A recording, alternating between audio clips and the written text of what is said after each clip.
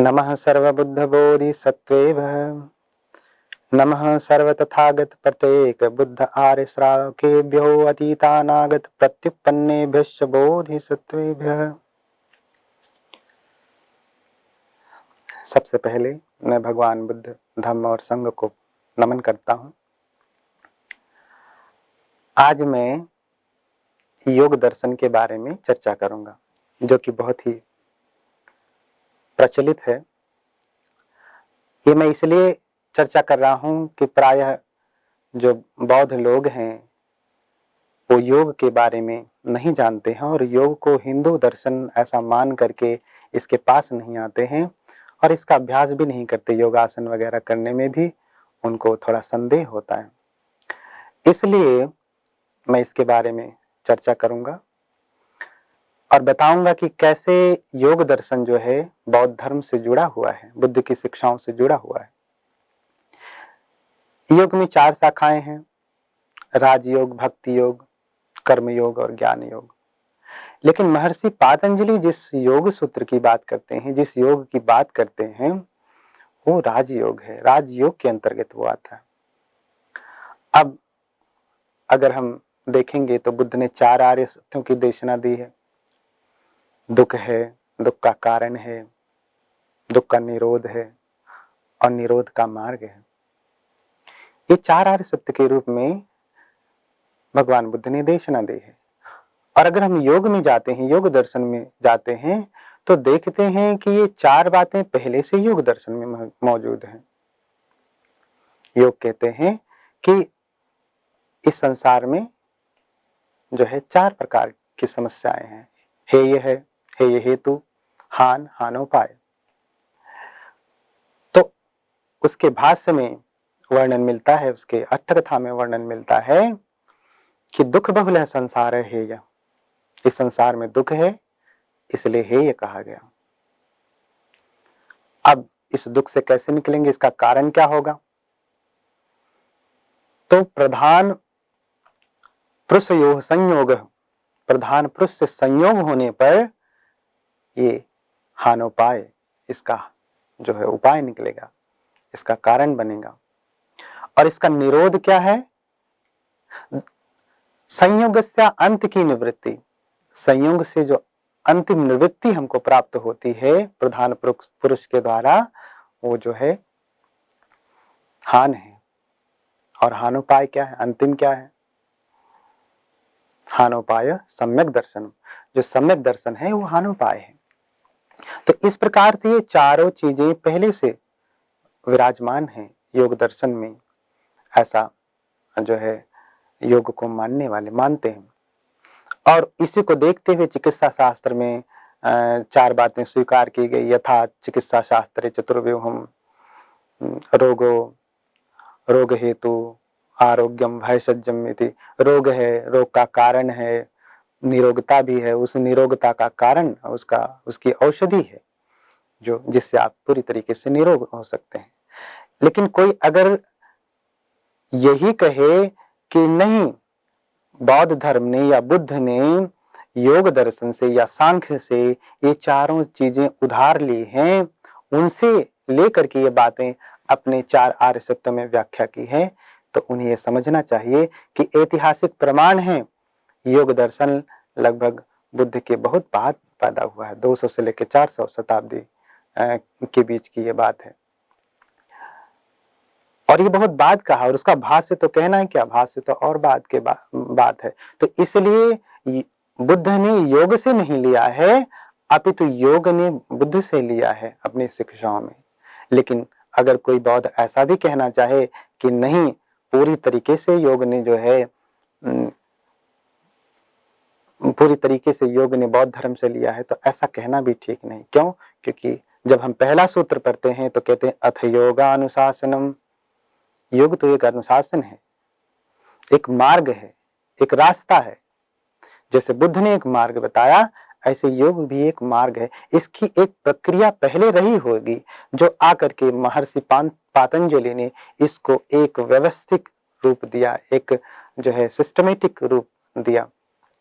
तो इसलिए ये जो योग दर्शन है और बौद्ध दर्शन, दोनों में 4 बातें हैं, लेकिन फिर भी इसमें जो है दुख जो है उतनी गहराई से वर्णित नहीं किया गया है जितना बुद्ध ने वर्णन किया है। अब योग की सही धारणा क्या है? सच में योग है क्या? क्या फिजिकल एक्सरसाइज है जो हम योगासन करते हैं, मात्र प्राणायाम करते हैं, सिर्फ वही है योग? नहीं। अगर हम पढ़ते हैं सूत्र, तो सूत्र में वर्णन है योग चित्तस्य वृत्ति निरोध। योग क्या है? चित्त की वृत्तियों का निरोध करना योग है। जो चित्त की वृत्तियां हैं, जो टेंडेंसीज हैं, उनको निरोध कर देना, खत्म कर देना ही योग का काम है। बीमारी खत्म करना, शरीर के रोगों को दूर करना, शरीर को सुस्त बनाना, ये मूलभूत कारण जो है योग का नहीं है। ये योग दर्शन की मूलभूत शिक्षा नहीं, ये तो बाई प्रोडक्ट है। ये अपने आप आते ही हैं जब आप योग का अभ्यास करते हैं। जैसे आप बुद्ध की शिक्षाओं में ध्यान साधना का अभ्यास करते हैं तो अपने आप निरोगी होते जाते हैं आप, ये तो बाई प्रोडक्ट है। लेकिन मुख्य उद्देश्य जो है वो मन को निरोगी करना है, मन की वृत्तियों को, मन के क्लेशों को दूर करके अपने आप को निर्मल बनाना है। क्यों? क्योंकि क्लेश है तो क्लेशस्य भ्रमति भ्रमाण वेत्रः लोकस्तद्वैदित क्लेश शास्त्रा, जो है अभिधर्म कोश में इसका वर्णन मिलता है कि उस क्लेश की वजह से व्यक्ति बार बार भ्रमण करता है, बार बार इस जगत में पड़ता है। तो चित्त वृत्तियों का निरोध ही योग है। अभी चित्त वृत्तियां क्या है? वृत्तियां पंचत, ये वृत्तियां जो है 5 प्रकार की होती हैं, जो माइंड की वृत्तियां होती हैं। क्लिष्टा, अक्लिष्टा, क्लिष्ट हैं और अक्लिष्ट हैं। तो जो वृत्ति हमें ज्ञान की तरफ लेकर के जाती है और हमारे कर्माशय को क्षय करने में, उसको नष्ट करने में जो है सहयोगी बनती है, वो जो है अक्लिष्ट है। और जो इनके विपरीत है वो क्लिष्ट है। ये 2 प्रकार की वृत्तियां। और ये वृत्तियों का निरोध कैसे होता है? अगर हम कहें ये अगर वृत्तियां हैं 5 प्रकार की हैं तो इनका निरोध कैसे होता है? तो कहा गया अभ्यास वैराग्याभ्याम तम निरोध। अभ्यास वैराग्याभ्याम तम निरोध। अगर हम उसका अभ्यास करते हैं और वैराग्य को प्राप्त होते हैं उन वृत्तियों से, तब जाकर के उनका निरोध होता है। बिना वैराग्य को प्राप्त किए हुए, बिना अभ्यास किए हुए इन वृत्तियों का निरोध नहीं हो सकता। अब वैराग्य क्या है? अगर हम कहें कि वैराग्य क्या है, तो वैराग्य का वर्णन आचार्य करते हैं ज्ञानस्य पराकाष्ठता वैराग्यम। जो ज्ञान की पराकाष्ठता है वो वैराग्य है। तो उस ज्ञान की पराकाष्ठता पे पहुंचना वैराग्य है। लेकिन ये ज्ञान की पराकाष्ठता पे व्यक्ति पहुंचता कैसे है? उस वैराग्य पे पहुंचता कैसे है? तो उसके लिए समाधि लगानी पड़ती है। समाधि आचार्य ने वर्णन किया है संप्रज्ञात समाधि, असंप्रज्ञात समाधि। 2 प्रकार की समाधियों का वर्णन किया है। जैसे अपने बुद्ध की शिक्षाओं में संप्रज्ञ समाधि है, संप्रज्ञ समाधि, असंप्रज्ञ समाधि है। ऐसे संप्रज्ञात समाधि है, असंप्रज्ञात समाधि है। ये देखिए कितनी जो है समानताएं हैं बुद्ध की शिक्षा में और योग की शिक्षा में। तो संप्रज्ञात समाधि क्या है? जैसे बुद्ध ने ध्यान के 5 अंग बताए, वितक, विचार, प्रीति, सुख, एकाग्रता। ये 5 ध्यान के अंग बताए। पहले में सब रहता है, वितक, विचार, प्रीति, सुख, एकाग्रता सहितम पठम ध्यानम। वितर्क, विचार, प्रीति, सुख, एकाग्रता सहित ये पहला ध्यान होता है। फिर दूसरे ध्यान में वितर्क हट जाता है, विचार, प्रीति, सुख, एकाग्रता सहितम द्वितीय ध्यानम। तो दूसरे में हट जाता है, तीसरे में, ऐसे करके एक एक हटता जाता है। अंत में सुख एकाग्रता सहितम चतुर्थं ध्यानम।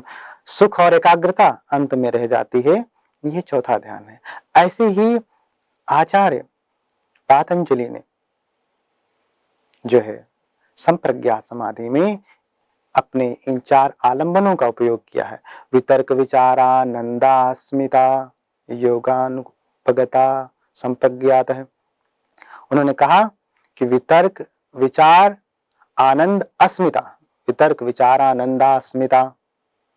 वितर्क, विचार, आनंद और अस्मिता, ये 4 अंग बताए।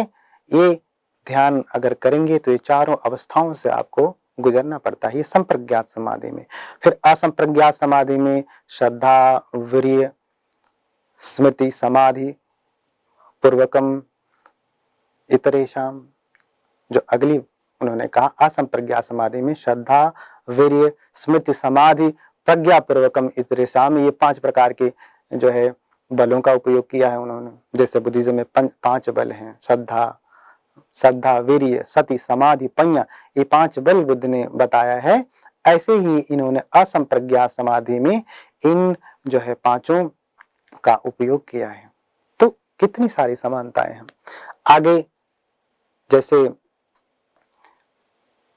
जब चित्त साधना की अवस्था में होता है तो उन वृत्तियों को, जैसे आप समुद्र में जब यात्रा करते हैं तो नाव में आप बैठे रहते हैं तो लहरें बहुत प्रकार की आती हैं, कभी छोटी लहरें आएंगी, कभी मध्यम आकार की आएंगी, कभी बड़ी प्रकार की लहर आएंगी। तो उनसे निपटने के लिए एक कुशल नाविक बहुत प्रकार की व्यवस्थाएं करता है। ऐसी चित्त वृत्तियों के प्रसादन के लिए अलग अलग जो अवस्थाएं हैं उसमें उन्होंने देखिए ब्रह्म विहार का वर्णन किया है आचार्य पातंजलि ने। मैत्री करुणा मुदितोपेक्षाणाम, मैत्री करुणा मुदिता उपेक्षा, ये जो है चित्त के प्रसाधन में उपयोग होने वाली ये 4 चीजें हैं। जैसे भगवान ने कहा तिठं चरं निसिन्नोया शयानो वा यावतस्य विगत मिद्धे एतं सतिं अधिष्ठेय ब्रह्ममेतं विहारं इदमाहु। चाहे आप बैठे हों, चाहे खड़े हों, चाहे चल रहे हों, चाहे कुछ भी कर रहे हों, ये 4 चीजें आपको मन में रह करके रख करके विचार करना चाहिए। क्या? मैं मेत्ता, करुणा, मुदिता, उपेक्षा, यही ब्रह्म विहार है। ब्रह्ममेतं विहारं इदमाहु, इसी ब्रह्म विहार में आपको हमेशा रहना चाहिए। आप चल रहे हैं, खा रहे हैं, सो रहे हैं, बैठ रहे हैं तो मैत्री पूर्वक, मैत्री, करुणा, मुदिता, उपेक्षा, ये 4 चीजों के साथ ही आपका सारा काम होना चाहिए। तो इन चारों चीजों का उपयोग आचार्य जो है पातंजलि ने चित्त प्रसाधन के रूप में किया है, चित्त को प्रसन्न करने के लिए किया है। और फिर अगर हम अधिक बातें करें योग की तो बुद्ध की शिक्षाओं में और योग की शिक्षाओं में बहुत ज्यादा अंतर नहीं है। हाँ, आगे जाने के बाद जो है महर्षि पातंजलि ने ईश्वर को अपनी शिक्षाओं में उपयोग किया, ध्यान साधना में उपयोग किया। जो है अंतिम अवस्था प्राप्त करने के लिए बुद्ध ने ईश्वर आत्मा का उपयोग नहीं किया।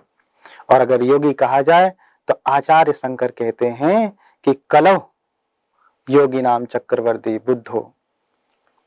क्या कह रहे हैं? आचार्य शंकर कह रहे हैं कि इस कलिकाल में अगर कोई चक्रवर्ती सम्राट योग के क्षेत्र में है तो चक्रवर्ती सम्राट वो बुद्ध हैं। योगी नाम चक्रवर्ती, योगियों में वो चक्रवर्ती सम्राट के रूप में। इसलिए बुद्ध की महिमा स्वयं आचार्य शंकर ने गाई है।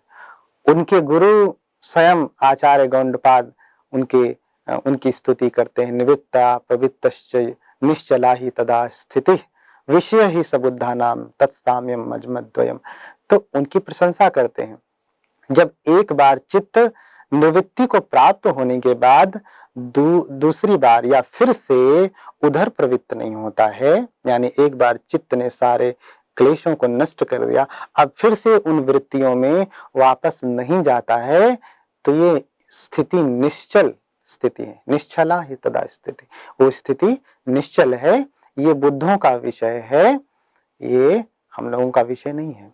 तो इस प्रकार से ये समझना चाहिए कि योग ने बुद्ध से बहुत सारी बातें लिया है और इसे नकारा नहीं जा सकता, इसे अस्वीकार नहीं किया जा सकता। क्यों? क्योंकि स्वयं आचार्य शंकर कह रहे हैं योगी नाम चक्रवर्ती, बुद्ध तो चक्रवर्ती हैं योगियों में।